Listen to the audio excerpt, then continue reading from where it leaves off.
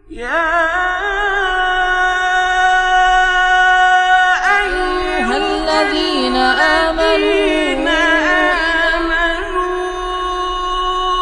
إذا نودي للصلاة من يوم الجمعة فاسعوا إلى ذكر الله وذروا البيع ذلكم خير لكم إن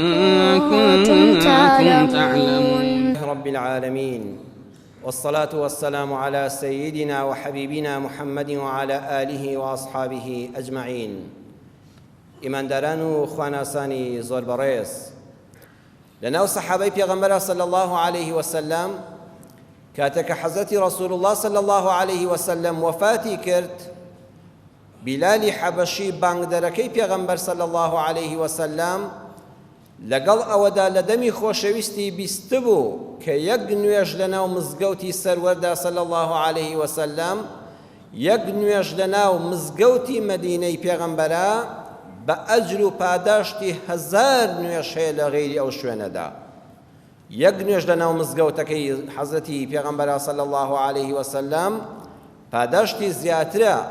پاداشتی بەقەدەر ئەوەیە 1000 نوێژت کردبێت لە غەیری ئەو مزگەوتەدا. بەڵام بیلال لە دوای وەفاتی سەروەر مەدینە بەجێ دێڵێ و دەچێتە وڵاتی شام. فەرمووی جارێکی تر دڵم بڕوا نادا منبەری پێغەمبەر و میحرابەکەی ببینم کە محەممەدی مستەفای صلی الله عليه وسلم لەسەر نییە، بۆیە بەجێ هێشت. و جارێک کە بڕوای بەدڵی خۆی نەدایەوە کە لە بانگا دەیفەرمووە ئەشهەد ئەنە محەممەدا ڕەسوول الله، لەگەڵ ناوی پێغەمبەرە دەوەستا و جارێک کە بانگەکەی بۆ تەواو نەدەبوو. واتەمە هۆگربوونێکە کە پێی دەڵێ مەدینە و مزگەوت و میحراب و منبەر ئەی پێغەمبەری خوا لە دوای تۆ بەڕاستی چاوم بەرای نادا، ئەو شوێنەی بەجێ هێشت و دوور کەوتەوە. عەبدوڵڵای کوڕی زەید سەحابەی پێغەمبەرە صلی الله عليه وسلم ئەو کەسە بووە کە لە خەوا یەکەم بانگی ئیسلام بەو وتراوە و لەبەر دەنگ خۆشی و دەنگ نەرمی بیلال فەرموویەتی عەبدوڵڵا، پێغەمبەر صلی الله عليه وسلم فەرمووی عەبدوڵڵا تۆ بە بیلال بڵێ با بیلال بانگەکە بڵێ. ئەم زاتە گەورە، ئەم سەحابە خۆشەویستە لە کتێبی مغنی محتاجی خەتیبی شەربینیدا کە زانایەکی گەورەی مەذهەبی شافعیە و هەموو مەلای کورد ئەم کتێبەی خوێندووە، مجلدی 1 لاپەڕەی 368 لە باسی باب الأذان والإقامة کە دارالفەیحاء طبعی 2009 لای منە، لەوێدا ئەم دەقە دێنێ و دەفەرمێ کە پێغەمبەر صلی الله عليه وسلم وفاتی کرد، ئەم سەحابە ئازیزە دەستی بەرز کردەوە بۆ لای خوا و فەرمووی یا ڕەبی خوایە لە دوای محەممەد صلی الله عليه وسلم نامەوێ بەو چاوانم جارش کە ڕووناکی دنیا ببینم.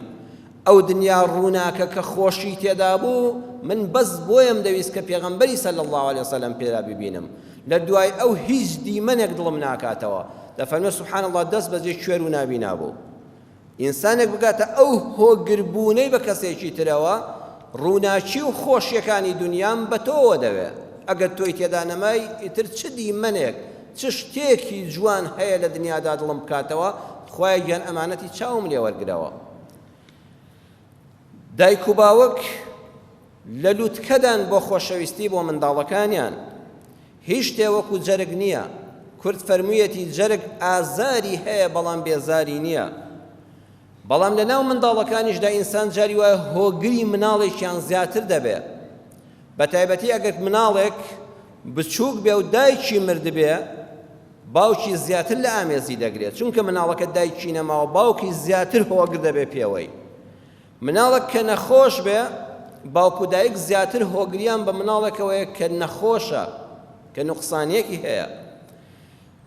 جگەرگۆشەیەکت کە لە دوورە وڵاتە زیاتر هۆگری پێوەی، زیاتر دڵەلایەتی.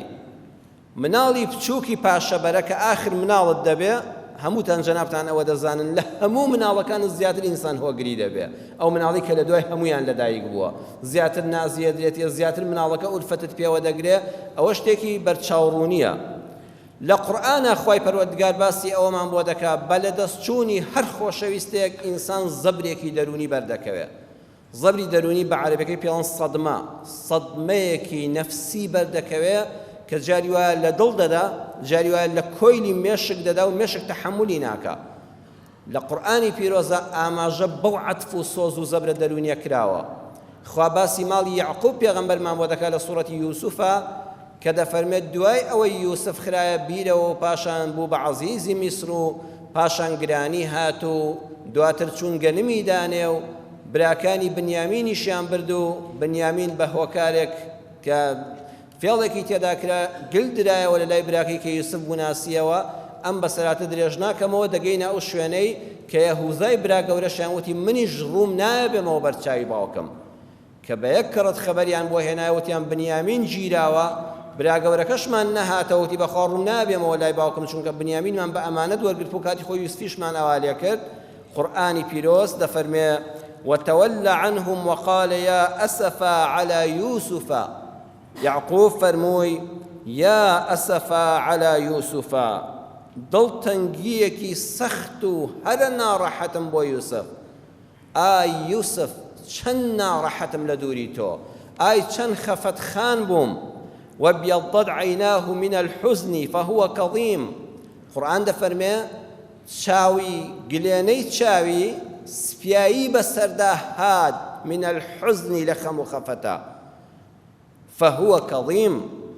خەفەتەکەشی دەخواردەوە لە ناو دڵی خۆیان هێشت بوویەوە ئەم ئاەتە قورئانیە پێمان دەڵێ ئینسان کە خەم و خەفەتی زۆر بوو خەفەتەکەشی لە ناو دڵیا گرێدا و هێشتیەوە کار لە چاو و ڕووناکی چاوی دەکات دکتۆر محەممەد ڕاتب نابلوسی لە تەفسیرەکەیدا مجەلەدی 4 لاپەڕی 532 باسی حەقیقەتی عیلمی ئەم ئاەتە دەکا و دەفەرمێ گلێنەی چاوی ئینسان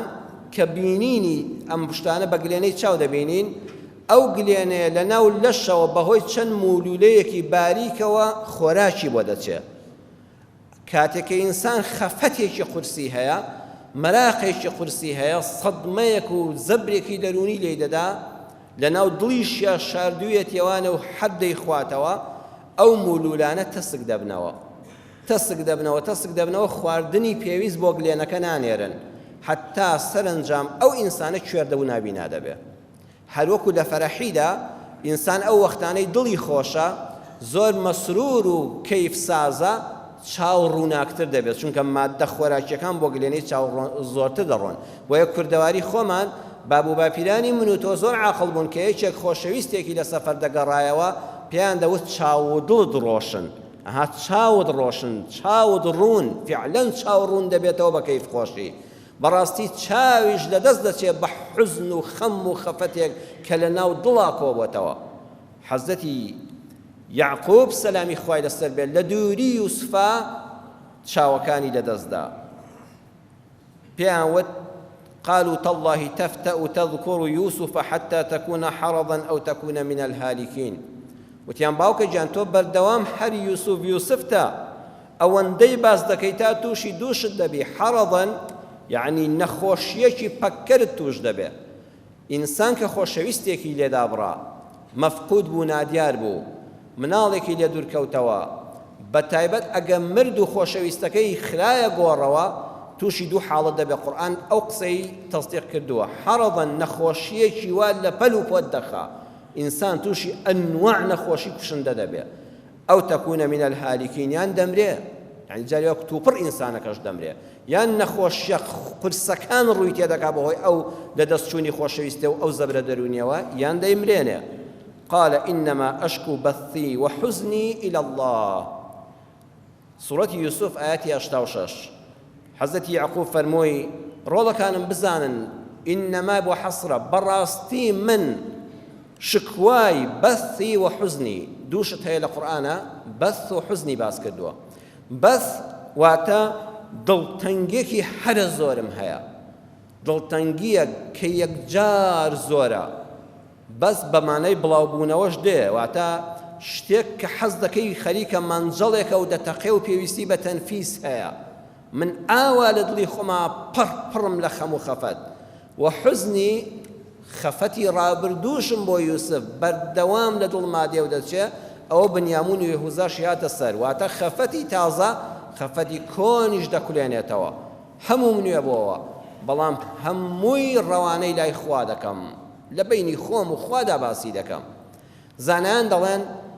ئەگە خەفەتێکت هەبوو لە دڵ تا نەیهێڵیەوە باشە، بە سێ ڕێگا دەتوانی دەریکەی. خەڵکانەکەن بۆ خەڵکی باز دەکەن، ئەگەر بێت و باسی کرد لای یەکێک گوتی ئەو مەراقم هەیە و ئەو خەمەم هەیە، ها دڵی ئاسوودە دەبێت. زۆر جا بەڕێزێک دێوەتە لای جەنابەت دێتە لای من، خۆ بەخۆی چی بۆ ناکەی، بەس کە گرەی دەرونی خۆی دەکاتەوە، باسی ناڕەحەتیەکانی خۆی دەکات و تۆش ڕێزی لێ دەگری و گوێی بۆ دەگری و دوعایەکی خێری بۆ دەکەی، هەست دەکەی باری شانی سووک بووە، هەر لە دڵیا کردێ دەرەوە. بەڵام ئەو کەسەی کەشتی بۆ باز دەکەی ئامان وریە بە دڵسۆزت بێ، چونکە ئەگەر ناحەز بێ ئەوەندەی کە حەز دەکات خەفەتبارترت دەکا، یان نەزانێک بێ لە زیاتی دڵت بداتەوە بارت خورستت دەکا. ئەگە خەفەتێکت هەبوو حەد ناچار بووی بیبیتە دەرەوە، بۆ کەسێکی زانای خۆشەویستی دڵسۆستی باس کە با ئەم گرێ لە دڵتان نەمێنێتەوە. دووەمیان لەبەر خۆتەوە باسی کە، بڕۆ لە ژوورێکە بۆ خۆت باسی کە، بڵێ من چی بووم، خۆزگە فڵان کەس نەمردایە، ئەس خۆزگە بە یەک شاد دەبووینەوە، قسە بۆ خۆت بکە و لەگەڵیشیا بگری، گریانیش عیبە نییە، بگری و فرمێسک بڕێژە ئەهوەنیەک بەدڵ تا دێ. سێیەمیان کە مەقامی چاکان و ساڵحان و بەڕێزانە خواناسانی ڕاستەقینەیە، نەبۆ کەسی باز دەکەن، نە لەبەر خۆیانەوە قسە دەکەن، دەچن دەستنوێژێک هەڵدەگرن و دوورکان نوێژ دەکەن و لە شوێنێکی تەنهادا دەست دەکا بە لاڵانەوە لە خوا، ئەڵە خوایە من ئەم کارە دەستپێرم بە تۆ، خوایە بە دەروی خێرم لێ بکەیتەوە، خوایە ئارامیم پێ ببەخشی، خوایە سەبرم بدەیتێ، ئەیکا بە موناجات و دوعا. حەزەتی یعقوب سێمی هەڵبژار، فەرمووی من لای کەس باسی ناکەم، هاواری خۆم بۆ کەس دەرنابڕم، ئەو مەراقەی کە لە دڵما چەند ساڵە کۆ بۆتەوە هەر بۆ لای خوای دەبم. إنما أشكو بثي وحزني إلى الله، خوای بە تۆی دەستپێرم. کەواتە بەڵگەمان لەسەرەوە بوو لە قورئانی پیرۆزدا کە زەبری دەرونی بە لەدەستچوونی خۆشەویستێکت کاریگەری لەسەر جەستەت دەبێ. ئەوەتان یعقوبی کوێر کرد، نابینای کرد، چاوەکانی سپی کرد، پەردەی سپی بەسەر چاوە ڕەشە گولێنەکە هێنا و ئەو ئەندامە ئازیزەی لەدەستدا، یان هالیکین دەتکوژێ، زۆر کەسێ یەکسەر دەمرێ. جەرگ سووتان پاداشتی هەر لای خوایە. ئینسان کاتێک کە مناڵێکی لەدەست دەدا گەورەترین پاڵەوان بێ خۆی بۆ ناگیرێ. ئەو کەسە غەڵەت دەکا، دەڵێن فڵان کەس کوڕی مردووە لەسەر جەنازەکەی بۆ فرمێسک بە چاویان نەهاتووە، ئەوە بترسە نەخۆشی هەبێ، ئەوە لەوە چێت دڵی ڕق بوو بێ. ئەینا کەس لە پێغەمبەری خوا صلی الله علیه وسلم بەهێزتر نەبووە. کاتێ مەلۆتکەیەکی وەکو ئیبراهیمی کوڕی دەمرێ، منداڵێکی 4-5 ساڵان کە دەیخەنە باوەشیەوە و لە ئاخر هەنیسکی ڕوح دەرچوونیایەتی، پێغەمبەری خوا هۆن فرمێسک بە چاوی دێتە خوارەوە. سەحابە عەرزی دەکەن ئەی پێغەمبەری خوا تۆش دەگریەی؟ فەرمووی ئین العەینە تەدمع، بەڕاستی چاو فرمێسک دەڕێژێ و بەری ناگیرێ، والقلب يحزن، دڵیش لەن وەکو مەنجەڵ دەکوڵێ، دڵیش پڕ دەبێ و پڕپڕە لە خەفەت و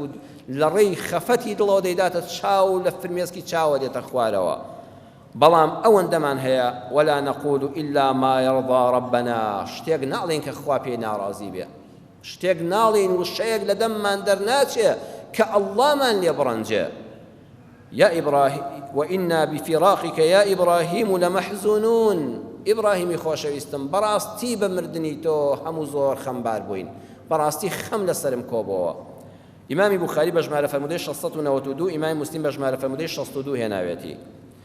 زەرگ سووتان کاریگەری زۆر گەورەی هەیە، عەرزم کردن، بەڵام هەندێک کەس بۆ کەسێکی کە فەرقی هەیە هۆگری بووی. کاتی خۆی گۆرانی شاعیر کوڕێکی دەمرێ، گۆرانی شاعیری گەورەی کورد کوڕێکی دەمرێ، هەر بەس بۆی دەگریا، هیچ وشەیەک لە دەمی نایەتە دەرەوە. دواتر کوڕێکی مناڵی دەبێ، ناوی هیوا دەبێ، وەکو بڵی پاشەبەرەی دەبێ، ئەوەندە هۆگری باوکی دەبێ. گۆرانی شاعیری گەورەی کورد ئەوەندە هیوای کوڕی خۆش دەوێ، هەموو هیوا و ئاواتێکی ئەو کوڕەیەتی. سبحان الله، تەمەنێکی منداڵی دەبێ و نەخۆش دەکەوێ، لەسەر باوەشی دەبێ کە دەمرێ، کانیاوی شعری دەتەقێ، قەسیدە بەناوبانگەکەی لە دیوانەکەیدا ئەگەر جەنابتان خوێن بێتانەوە لە لاپەڕەی 93دایە لەژێر سەردێڕی لە سەرەمەرجی هیوادا. ئەوەندە قەسیدەیەکی بەقووەتە، کاتێک کە بۆ بێکەسی شاعیری خوێندوێتەوە، بێکەس وتوێتی وەڵڵاهی گۆران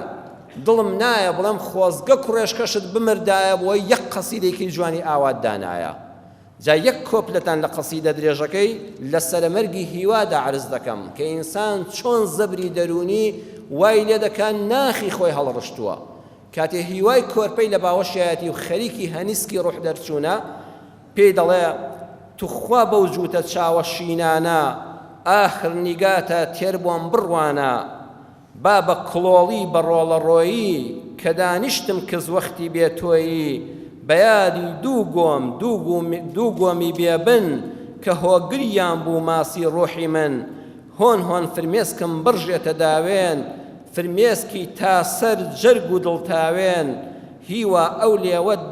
ئەو لێوەی بە زەردەخەنا گزنگی ڕۆژی گوڵانی منە بۆ زەردەخەنەی ئێستا تێنازێ بۆ لەژێر هەوری مەرگا ئەلەرزێ هەی هاوار هەیداد هیوای شیرینم ژیان ئەدەی ئەمری ئیتر نادبینم ئیتر نادبینم هەرگیز لە خەوا نەبێ شەو شەوی پاییز جار وەک بەرخی ئاو بۆ زۆر تینوو دێیت و ناشکێنی تاسە و ئارەزوو سابۆم بڕوانە تێر بەو چاوانە ڕۆڵە مردنە فرمێسک بارانە هیوا ڕۆڵەڕۆ کۆرپەم ڕۆڵەڕۆ ئەو کوڵمە ئاڵە نەرم و نۆڵەڕۆ ئەو قژە زەردە ئەو چاوانە ڕۆ ئەو نەغمەیدایە و بابە جوانە ڕۆ تا دەممان لەگۆ ئەکەوێ وەک تۆ هیوای دایە ڕۆ هیوای بابە ڕۆ. ئەوەندە لە ناخەوە بۆی دەکوڵێ کەواتە جاریوە زەبری دەرونی وا لێ دەکا ئەو کەسە لە گۆران دەگا کە ڕۆڵەیەکی مردووە. ئێستا هەز بە ناخی خۆی دەکا کە چ زەبرێکی دەرونیە کە جگەرگۆشەیەکت پەنا بەخوا لەبەر دەستا هەڵدەگرن. دەی خوای پەروەردگار لە دایک و باوک بۆمان بەڕەحمترە. ئەها دایک و باوک چۆن بۆ ئەولاد دەسووتێکە دەمرێ. پێغەمبەری خوا صلی الله علیه وسلم مژدەمان دەداتێ لە صحیحی بوخاری ژمارەی فەرموودە 5999 لە صحیحی موسلیمە ژمارەی فەرموودە 2754 حەزەتی عومەری کوڕی خەتاب دەفەرمێ پێغەمبەری خوا صلی الله علیه وسلم لە جەنگێکە هەندێک کەس گیرا بوون ئافرەتێک مناڵێکی پێبوو کاتێک کە بەدیری کەوتن لای موسڵمانەکان تا تەسلیم دەکرێنەوە پارێزگاریان لێ دەکرێ منداڵەکە شیرە خۆرە بوو واتە قاچی گربوو هێستا شیری دایکی دەخوارد لەناو خەڵکەکەدا بزر بوو دایکی زۆر عەوداڵی بوو نەیدەزانی چی بکە حتا دوایی بۆیان دۆزیەوە دایانەوە کە دایانەوە تون لە باوەشی گرجگەرگۆشەکەی مناڵە شیرە خۆرەکەی لە باوەش گرت مەمکی خستە دەمیەوە بەخۆیەوە دەکوشی و ماچی دەکرد و بۆنی دەکرد لەم کاتەدا پێغەمبەری خوا صلی الله عليه وسلم فەرمووی ئەتەڕەونە هذه المرأة طارحة ولدها في النار ئایا ئێوە کەستان عەقڵی قبوڵ دەکا ئەم دایکە لەم ساتەدا تەنورێکی ئاگر لەوێ بێ و مناڵەکەی فڕێداتە تەنورە ئاگرەکەوە حەزەتی عومەر فەرمووی قالوا لا والله سەحابە تێگڕاوتیانە واللهی ئەوەی زەڕێ عەقڵ و دڵ لە مێشکیا ما بێ لە جەستەیە ما بێ قەت بڕوا بەوە ناکە ئەم دایکە کۆرپەکەی خۆی فڕێداتە تەنوری ئاگرەوە لەم ساتەدا کە لێی بزر بۆ و دۆزیوێتەوە ئاوا لە ئامێزیایە فەرمووی دەوەڵڵی بزانن لله أرحم بعباده من هذه بولدها بەخوا خوا زۆر میهرەبانتر و بەڕەحمترە بۆ عەبدەکانی لەو دایکە بە کۆرپەکەی خوا زۆر لەو دایکە بەڕەحمترە بۆ بەندەکانی بەڵام بێعیبادی دەتۆش عەبدی خوا بە دەتۆش خوا بە حەق بناسە خوا دڵی نایە بەندەکانی بخاتە ئاگرەوە دەڕووی تێکە ئەبی پەرستە تەنها هانە و هاوارت بۆ ئەڵڵا بەرە ئەم هۆگربوونی زەبری دەرونیە ڕوو لە ئاژەڵ و باڵندەش دەکا بەڕێزان جاری وا هەیە ئاژەڵێک کە بینیویەتی بەچکەکەی گیانی لەدەستداوە دەست بەجێ لەسەر بەچکەکەی مردووە تەحەمولی نەکردووە زەبری دەرونی بەرکەوتووە سەدمە گرتوویەتی مێشکی تەحەمولی نەکردووە بەسەر بەچکەکەیە مردووە بۆیە لە شەریعەتی ئیسلامدا نابێ مەڕێک لەوەیە بێنی بەرخەکەی لەبەر چاویا سەر بڕی یان تێر شیر نەبۆ لێی دوورکەیتەوە ئەمانە گوناهن بەسەرحال لە کوردستانە زۆرە من ئەمانەی عەرزتان دەکەم هەمووی ڕووداوی واقعین حکایەتی گوێ ئاگردان نین مەحموود سەنگاوی لە بیرەوەریەکانی خۆیدا بیرەوەریەکانی سەنگاوی لە لاپەڕەی 292دا دەڵێ کاتێک کە پێشمەرگەی پارتیزان بووین لە دوای ئەنفال لە گەرمیاندا ڕۆژی 6/9/1989 بوو سعات 8 بەیانی بوو یەکێ لە پێشمەرگەکانی پارتیزانی لەگەڵماندا ناوی ئاخە بوو نازناوی ئەوە بوو حرمەتم هەیە بۆ ڕووی جەنابتان ئەڵێم ماکەرێکمان گرتبەوە ئەومان دەستکەوت بوو کە ئاومان پێدێنا لە دووری بنکەکەمان لە پەناگە و ڕوئەشکەوتێکە گوێ درێژەکەمان شاردبەوە ئاوز بوو بەچکە لە سکیا بوو شاردبوومانەوە لە ترسی ئەوەی ڕۆژانە کێوماڵ هەبوو فڕۆکە بە ئاسمانەوە کەشفی مەنتیقەکەی دەکرد ئێمەش نەوەکو کەرەکە دەنگێکی لێبێتە دەرەوە لە دووری بنکەکەی خۆمان دامان نابوو کاتی شەوانیش ئازوقەمان پێدەگواستەوە و هەروەها ئاومان لە کانیەوە پێدێنا ئەو کەسە ئەو پێشمەرگەیە هات وتی ئەزانن گوێ درێژەکە کەوتووە و خەریکە دەزێ لەوەدایە کە بەچکەکەی ببێ جاشکەکەی ببێ هاتەوانێ و ئەوە بەیانی سعات 8 بەیانی بوو منیش بە پێشمەرگەیەکی خۆم کە ناوی ئازاد بوو وتم بڕۆ بۆ لای گوێ درێژەکە سەرێکی لێ بدە ئەگەر زابوو بەچکەی بوو جاشکەکەی بوو فیشەکێ بە جاشکەکەی ونێ و بیکوژە وتی بۆ وتم لەبەر ئەوەی کەشفمان دەکا ئێمە ناتوانین هەرچەند بەزەین پێدا دێتەوە عوزر بۆ خۆی دێنێتەوە لە کتێبەکەیە ئەڵێ بەلامەوە کارێکی قورس بوو ناڕەوا بوو بەڵام لەبەر ئەوەی ئەو جاشکە بەند نەدەبوو بەردەوام دەهات و دەچوو تیارە بیبینایە یان عەسکەری کە بەردەوام شێوماڵی مەنتیقەکەی دەکرد و ئێمەش لە ناو جەرگەی دوژمندا بووین ئاشکرا دەبووین بۆیە وا بڕیارمدا کە بە فیشەجێک جاشکەکە بکوژرێ بەڵام ئەو پێشمەرگەی حیسابی ئەوەی نەکرد بوو چۆنە یەکسەر چوو بوو لەبەر چاوی دایکەکە فیشەکێکی بەسەری جاشکەکەەوە نابوو کوشتبووی ئەڵێ دەوری ئێوارە پێشمەرگەیەکی تر چوو بێ کە تاریگوا هاتووە و گوێ درێژەکە بێنێ و ئازوقەی پێ بگوازینەوە بۆ بنکە هاتەوتی شتێکی سەیر ڕووی داوە وتمان چییە وتی گوێ درێژەکە لوتی ناوە بەسەری جاشکەکەەوە بە شوێنی فیشەکەەکە و ڕوحی دەرچووە سبحان الله ئەو گوێ درێژە لە تاوی بەچکەکەی دەست بەجێ ڕوحی دەرچوو بوو زەبری دەرونیە خوای پەروەردگار ئەو ڕەحمەشی دروست کردووە لە ناو دڵی ئاژەڵانیشدا نەک هەر ئینساندا ئالێرەدا من بە پێویستی دەزانم خۆزگە وەزارەتی پێشمەرگە ئێمە لەبەر قیامەتی خۆم پێتان دەڵێم وەزیری پێشمەرگە پێویستە لە ناو هێزی پێشمەرگەدا دەرسی ئاینی ئیسلام بخوێندرێ دەرسی ڕەحم و بەزەیی دەرسی تەعامولکردن حتا لە حاڵەتێکی ئاوادا لەگەڵ ئاژەڵا چۆن تەعامول دەکەی چۆن برایەتی لە ناو یەکتردا دەبێت چۆن ڕوبەڕووی دوژمن دەبی چۆن لەگەڵ دیلا تەعامول دەکەی ئەی برایانی پێشمەرگە ئەی هێزەکانی ئاسایش و پۆلیس و پارێزەرانی ئەم کوردستانە ئێمە هەمیشە دوعای خێرمان بۆتان هەبووە توخوا ئێوەش ڕوو لە خوا بن توخوا ئێوەش ئەهلی مزگەوت و عیبادەت و تاعەت بن دوور بن لە عەرەقخۆری و لە کاری خراپ و حەرامخۆری و ڕەش و ڕوت و تاڵانی ناوی پێشمەرگە ناشرین مەکەن ئەوەندە ڕوو لە خوا بن لە دوای کوژرانتان خەڵکی بەدڵسافی و خۆشیەوە بڵێ فڵان کەس شەهیدە با نوێژەکەت پێ بێ بۆ بارەگای خوا با قورئانێکت گوێ لێگرت بێ با ئەهلی قیبلە بی لەسەر ڕێبازی ئیسلام بی خۆزگە وەزارەتی پێشمەرگە لەناو هێزی پێشمەرگەدا ئیمامی دادەنا هەفتانە دەرسی بە پێشمەرگە دەدا نوێژی جەماعەتی بۆ دەکردن لەو بنکانی کە دوورە مزگەوتن جومعەی تێدا دەکرا ئێمە دایان مامۆستای بەڕێزمان هەیە کە مزگەوتی نییە و خوتبەی نییە ئەمە زۆر ئاسانە سەربەرزیە بۆ میلەتەکەمان ئەو پێشمەرگەیەش کە ڕۆی بە ئەهلی قیبلە بێ با کاکە دوورکە نوێژی کرد بێ بۆ خوای خۆی بەڵێ خۆشەویستان ئەو ڕەحم و بەزەییە کە پێغەمبەری خوا صلی الله علیه وسلم دەفەرمێ خوای گەورە ڕەحم و بەزەیی خۆی کردوتە 100 بەشەوە یەک بەشی لەسەر زەویدا داناوە 99 بۆ قیامەت هەڵگرتووە بەو بەزەییەیە هەموو مەخلوقات بەزەیی بەیەکادێتەوە حتا گوێ درێژێکی ئاوە کە بەزەیی بە بەشکەکە دێتەوە لە تاوانە ڕوحی دەرەچێ ئەوە یەک زەڕەی لەو سەتە بەرکەوتووە یەک لەسەر سەتە بەرکەوتووە 99 بۆ قیامەت بۆ هەڵگرتوین مناڵیش بە هەمان شێوەی دایک و باوک زۆر جار مناڵی وا هەیە هۆگری باوکی دەبێ هۆگری دایکی دەبێ ناتوانێ بەبێ بژی کە مر لەگەڵ یادەمرێ ئەمە قسەیە بەڵام ئێمە لەم هەفتەی ڕابردوودا کە تێئاژێین بە چای خۆمان بینیمان کاتی ئاسایشێک شەهید دەبێ و جەنازەکەی دێتەوە منداڵی هەرە بچووکی بە ناوی بڕیاری شەهید ئاسۆ ئەو مناڵە 4 ساڵ تەمەنێتی بەڵام چونکە کۆتا منداڵی ماڵەکەیە ئەوەندە هۆگری باوشی بووە کە لە ماڵەوە بۆ لە واجب نەبوو بەردەوام لە باوەشیدا بووە کە لە واجبە بۆ لە ماڵەوە نەبۆ بەردەوام لە ڕێی فەیسبوک و ئەوانەوە بە وێنە قسەی لەگەڵا کردووە کاتێک کە باوکی شەهید دەبێ و دەیهێننەوە بەردەوام ئەم مناڵە 4 ساڵە داوای باوکی دەکا باوکم دەوێ قسەی لەگەڵ دەکەم تەلەفۆنەکەم بۆ بکەنەوە تەلەفۆن داخراوە هەرچی دەکەن دوای 20 ڕۆژ نازانن چی لە مناڵ بکەن مناڵ وردە وردە لە خواردن دەکەوێت ئەها قورئان باسی کرد بەثەن نەخۆشی وا دەگری کە زۆر سەختە دوای ئەوەی کەوا ناچار دەبن کە سوکاری دەیبەنە سەر گۆڕی باوکی و مناڵێکیش مێشکی تەحەمولی ئەوە ناکات چۆن ئینسانە خراوەتە ژێر خاکەوە چۆن مرد چۆن نایبینێتەوە ئەم مناڵە 4 ساڵە تووشی زەبری دەرونی بووە ئەو سەدمەیە لە ناو کۆیلی مێشکی دەدا دەست بەجێ شەکرەی دەڕوا بۆ 700 مناڵێکی 4 ساڵ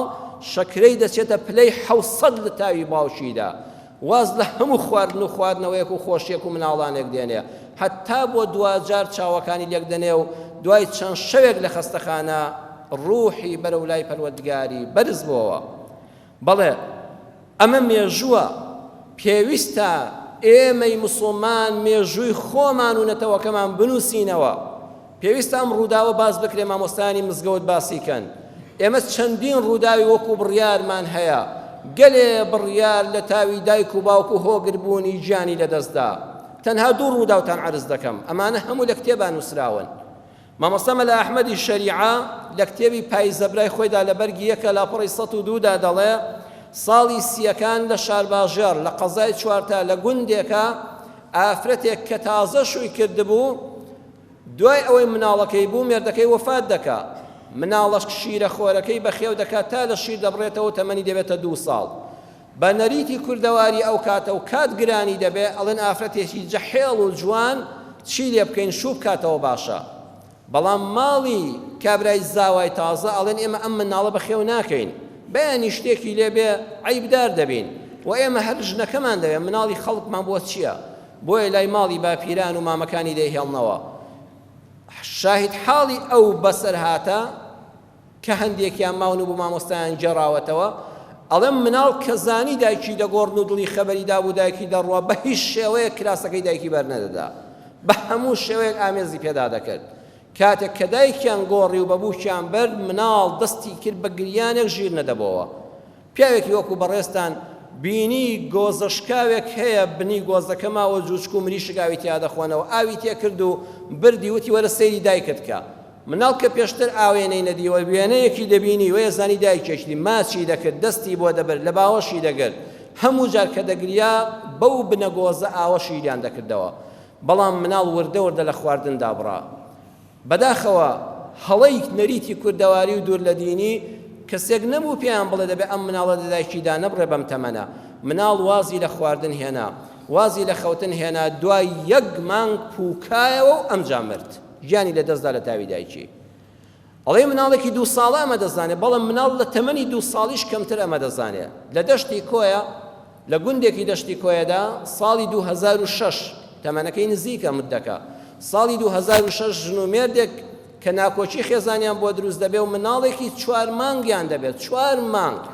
ئەم مناڵە دایکی دەتۆرێ باوکی بە کە لە ڕەشەقی عەشایریانە ئەڵێ وەکو خۆت هاتوویەوە سەر چاوم کچم بەڵام مناڵی خەڵکم بۆ مەهێنە مناڵەکە بێرەوە بۆ ماڵی باوکی چۆنی بەخێو دەکەن با بەخێویکەن لە شیری دایکی دای دەبڕن ناچار مناڵی بەستە زمان بە شیری قوتو بەخێو دەکرێ دوای 3 مانگ چەند پیاوێکی بەڕێزی وەکو جەنابتان لە گەنج و ڕیشسپیان دەچنە بینەوە و لە ڕێی مامۆستای ئاواییەوە قەناعەت بە باوکی کچەکە دەکەن کە ئافرەتەکەیان بداتەوە بێتەوە بۆ ماڵی مێردەکەی بەڵێ دەیهێننەوە ئافرەت کە پێشتر لەبەر حیا و حرمەتی خۆی لە ماڵی باوکیان لە ڕووی نەهاتوە دەری ببڕێن لە پەنهانیە بۆ مناڵەکەی گریاوە 20 مەتری دەمێنێ بۆ ماڵەوە کە چاوی لە مناڵەکەی دەبێت بە باوەشی کەسێکەوەی لە تاوانە بە پێی پەتی ڕادەکا و پێڵاوەکانی بەجێ دێڵێ مناڵیش تەمەنی 4 مانگە بەڵام ئەو ڕەحم و سۆزەی لە بینی دایک و ئەولادا هەیە بە هیچ شتێک ناشپێندرێ سەر دەنێ بە سنگی دایکیەوە لە ئامێزی دەگرێ سەر دەنێ بە سنگیەوە و 1 هەناسەی قوڵ هەڵدەمژێ مناڵەکە کاتێ سەیرەکەم ملیلار بۆتەوە ڕوحی دەرچووە سبحان الله هەر ئەوەندەی سەری بە سنگی دایکیەوە نا ڕوحی دەرچوو لە تاوانە ئەو سەدمە دەرونێت 4 مانگە پێوەی 3 مانگە پێوەی دەتلێتەوە کاریگەری لەسەر مێشکی منداڵێک کردووە بۆیە خۆشەویستان با بڕیار بدەین بڕیار بدرێ ڕۆژی 24 هەشت کە بڕیاری شەهید ئاسۆ لە تاوی باوکی سوێی بۆ و گیانی لەدەستدا و پێی قبوڵ نەکرا لە دوای باوکی بژی خۆزگار ناو بندرێ بە ڕۆژی وەفاداری. دووەمیان یەک منداڵت هەبێ و ئاوا تامەزرۆی یەکبی، نەک دە مناڵت هەبێ و هەر یەکە ڕووی لەلایەک بێ بەداخەوە بینیمان مناڵیشە بوو باوکی خۆی کوشت. سێمیان بڕیار بدە لە یادی بڕیاری کۆچکردووی مناڵی بێتاواندا، بڕیار بدە هەرگیز تۆی مسڵمان برای مسڵمانم خوشکی ئیماندارم، بڕیار بدە لە ژیانتدا بە زمانی تۆ بە هەڵوێستێکی تۆ دایک و کۆرپەیەک لە یەک نەبێ، ژن و مێردێک لە یەک نەبێ، باوک و ئەولادێک لە یەک نەبێ، توخوا بە ئاگامان لە زمانمان بێ، یەک زمانە خێزانێک هەڵدەوەشێنێ، ئاگال لە زمانت بێ و لەم بەسەر هاتانەوە بڕیار بدە حتا مردن بە زمانی تۆ کەسێک خێزانی هەڵنەوەشێ، دایک و کۆرپەیەک لە یەکدا نەبڕێ، با شەرمەزاری بەردیوانی خوا نەبی، با تۆش زەرک سوتاو نەبی. چوارەم سەرکردەکانی وڵات هەوڵ بدەن حتا بۆتان دەکرێ، تا بۆتان دەکرێ میلەتەکەتان و لەشکرەکەتان و پێشمەرگەکەتان لە شەڕ بپارێزن، حتا بۆتان دەکرێ مەبنە بسووری بەر لەشکری وڵاتان، حتا ئەو نەفەسەی کە دوژمن زۆرمان بۆ دێنێ هەوڵ بدەن ئێمە خۆمان لە شەڕ بپارێزین، چونکە یەک پێشمەرگە شەهید بێ، یەک ئاسایی شەهید بێ بە تەنها یەک نەفەر ناڕوە، دەیان بڕیار بڕواتان بێ ئێستا لە دوای مەرجی باوکیانەوە بۆینە تەلەڤیزۆن باسی ناکەوە، یەک دیمەن دەبینی، ئەوە زۆرن، من لە کلەسیەکانەوە بۆم باسکردن تا 2006 و تا 2019 ئەزان دەیان دیمەنی تری وا هەیە مناڵ بەس بەلاشە زیندووە لە دوای باوکی، ئەی خێزانەکەی ئەی دایک و باوکەکەی، بۆیە ئەو کەسە قازانج دەکا کە سەرکردەیە کە فەرماندەیە حتا بۆی بکرێ، جاری وایە تەنەزولیش قبوڵ دەکا بەس لە پێناوی ئەوەدا خوێنی مرۆڤێک نەڕژێ. قازی محەممەد بە ڕەحمەت بێ کاتی خۆی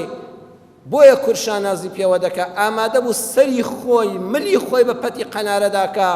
بەس لە پێناوی ئەوەدا دەیزانی چەند مناڵی وەکو بڕیار لە تاوی باوکیانە دواتر دەمرن، چەند کوڕی کورد خوێنی بە ناحەق دەڕژێ و هیچیش بە هیچ ناکرێ، بۆیە ڕوحی خۆی بەخشی لە پێناوی ئەوەدا مناڵەکان وەکو بڕیاری شەهید ئاسۆیان لێنەیە. دایکی شەهید بڕیار ئێمە سەرخۆشی لێ دەکەین لە هەموو دایکێک لە هەموو خێزانی شەهیدێکی ئەم وڵاتە. ئەو دایکە بەڕێزەی کە من لە تەلەڤیزۆنەوە بینیم وتیان داواکاری چییە؟ ڕووسوری دنیا و قیامەت بی خوشکە باشەکەم، نەیگوت داوا لە بەر پرسێک دەکەم مناڵەکەم بەرنەدەرەوەی وڵات وەکو ئەو سەرکردانەی کە ئامادەنین لە وڵاتی خۆیاندا بمرن، وەکو ئەو مەسئولە ترسنۆکانەی بۆ یەک نەخۆشی تەحەمل ناکەن و ڕوو لە ئەوروپا و ئەمریکا دەکەن بە پارەی ئەم میلەتە. ژنی شەهیدێک 20 ڕۆژە مێردەکەی شەهید بووە، مناڵێکی جوانی پاشەبەرەی ئاخر مناڵی وا لە هەنیسکایە وتی هیچم لە کەس ناوێ، تەنها داوام ئەوەیە تو خوا لە لای خوا دوعای خێرم بۆ بکەن، ڕەحمەتی خوا لێبێ، بەس پەنا بەرە بۆ ئەڵڵا. قاپی عەبد چییە پەنای بۆ بەری؟ تۆ قاپی ڕەب العالەمینت هەیە، دوعاکانت بۆ کراوە، ئەی بۆ مناڵەکە مرد، دڵنیا بە قیامەتی باشترە، دڵنیا بە خوشکی بەڕێزم بە بڕیار شاد دەبیتەوە، هەوڵ بدە لەسەر ڕێبازی خواناسی و دینداری منداڵەکانی ترت پەروەردەکەی و خوا تەمەنیان درێژکە. ئەم دنیاە تێدەپەڕێ ڕۆژێک لە بەهەشتا هەتا باوەش بە بڕیاردەکاندا دەکەنەوە. ئەو دایکانەی کە زەرگ سوتاون، ئەو باوکانەی کە زەرگ سوتاون، دڵنیا بن بەوە دڵی خۆتان بدەنەوە و یەقینە ئەمە نەک دڵدانەوەی قسە،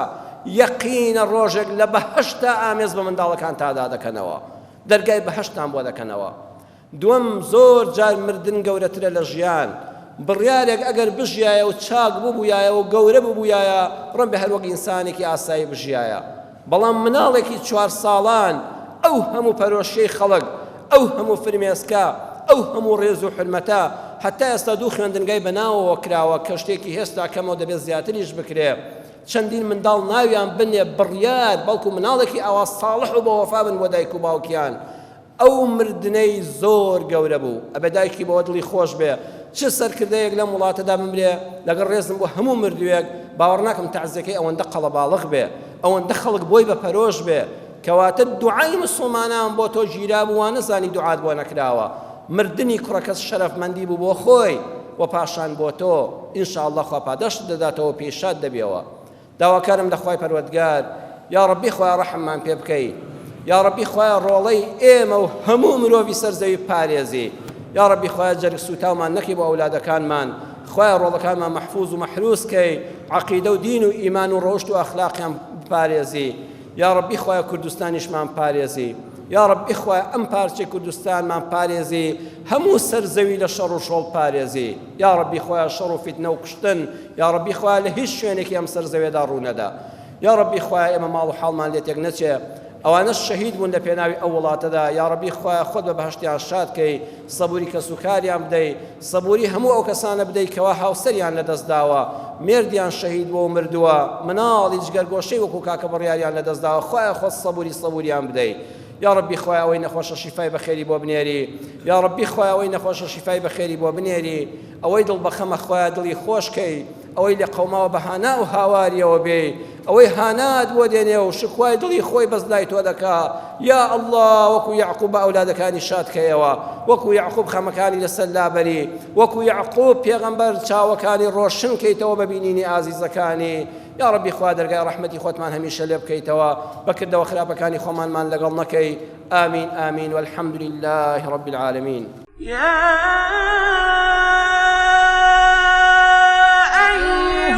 الذين آمنوا